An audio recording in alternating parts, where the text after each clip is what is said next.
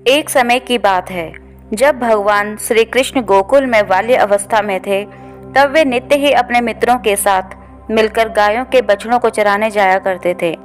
धीरे धीरे जब वे बड़े हुए तो नंद बाबा ने सोचा कि अब कृष्ण को बछड़ों की नहीं बल्कि गायों की सेवा का अवसर दिया जाए। एक दिन श्री कृष्ण ने अपने पिता नंद बाबा से कहा, पिताजी, अब मैं बड़ा हो गया हूँ, अब मैं गाय चराने जाना चाहता हूँ। नंद बाबा ने कहा, बेटा, अभी तुम छोटे हो, गाय चराना कठिन काम है, गाय दूर दूर तक चली जाती हैं, इसीलिए अभी तुम बछड़ों की ही सेवा करो। लेकिन भगवान श्री कृष्ण की इच्छा तो गौ माता की सेवा करने की थी। वे बार बार आग्रह करने लगे।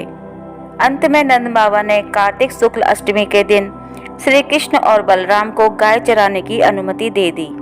उसी दिन से यह दिन गोपाष्टमी के नाम से प्रसिद्ध हुआ।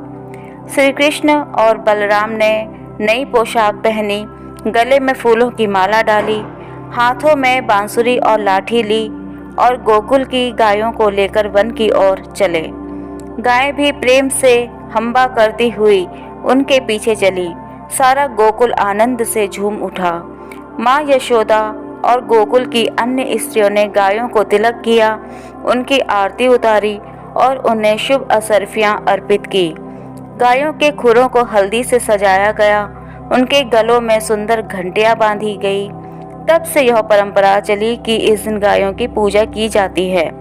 गोपाष्टमी के दिन गायों को स्नान कराकर उन्हें फूलों से सजाकर धूप, दीप, जल और नैवेद्य से पूजा की जाती है। आइए अब जानते हैं इस व्रत की विधि। प्रातः स्नान कर भगवान श्री कृष्ण और गौ माता का संकल्प लें।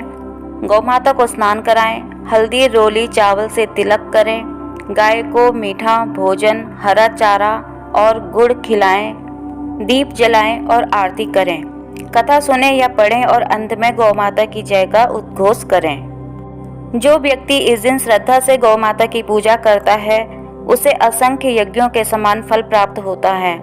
गौ सेवा करने वाले के घर में कभी भी दरिद्रता नहीं आती और भगवान श्री कृष्ण की कृपा सदैव बनी रहती है।